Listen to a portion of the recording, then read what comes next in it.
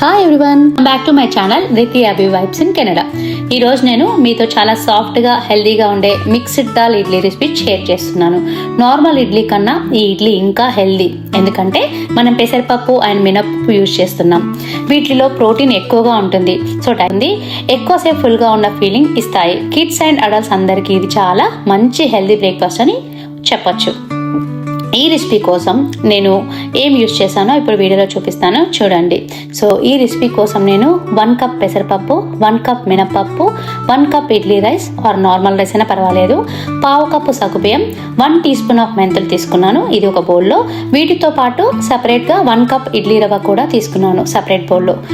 ముందు అన్ని వాటర్ కంప్లీట్గా క్లియర్గా వచ్చే వరకు చాలా బాగా వాష్ చేశాను. తర్వాత అరౌండ్ 6 అవర్స్ నానబెట్టాను. సో నానిన తర్వాత పిండిని స్మూత్గా రుబ్బుకోవడమే. సో ఇప్పుడు ఒక స్మాల్ టిప్ చెప్తున్నాను. ఎస్పెషల్లీ కెనడా లాంటి కోల్డ్ వెదర్లో బ్యాటర్ ఫాస్ట్గా ఫర్మెంట్ అవ్వదు. సో కదా, అందుకే నేను రుబ్బిన బ్యాటర్లో ఒక స్టీల్ గ్లాస్ పెట్టాను. ఈ టిప్ నేను ఇన్స్టాగ్రామ్ రీల్లో చూసాను, ట్రై చేద్దామని చేసా. నిజంగా సూపర్గా వర్క్ అయింది. సో మీరు కూడా ఇలాంటి కోల్డ్ ప్లేస్లో ఉంటే పిండి సరిగ్గా ఫర్మెంట్ అవ్వట్లేదు అంటే ఈ టిప్ ఫాలో అవ్వండి. నాకైతే వర్క్ అయింది. అసలు నెక్స్ట్ మార్నింగ్ బ్యాటర్ చాలా బాగా ఫర్మెంట్ అయింది. లిడ్ ఓపెన్ చూసినప్పుడు ఎంత ఫ్లఫీగా పర్ఫెక్ట్గా ఉందో వీడియోలో కూడా చూస్తున్నారు కదా, చాలా బాగా ఫర్మెంట్ అయింది. సో నాకు ఈ గ్లాస్ది చాలా బాగా నచ్చింది టిప్. మీరు కూడా ఫాలో అవ్వండి. మీకు వీడియోలో చూస్తున్నారు కదా ఎంత బాగా ఫర్మెంట్ అయిందో. ఈ ఫర్మెంట్ అవుతేనే ఇడ్లీ సాఫ్ట్గా వస్తుంది. ఈ ఫర్మెంట్ అవ్వడం వల్లనే మన గట్ హెల్త్కి చాలా మంచిది. సో ఫర్మెంట్ అనేది చాలా ఇంపార్టెంట్ మనకి ఇడ్లీకి.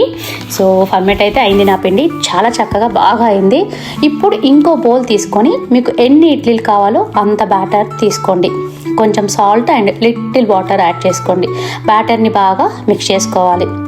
తర్వాత ఇడ్లీ ప్లేట్స్లో బ్యాటర్ పోర్ చేసి మీడియం టు హై ఫ్లేమ్ మీద అరౌండ్ 15 to 20 minutes స్టీమ్ చేసుకోవాలి. అంతే, super soft fluffy and tasty idli ready.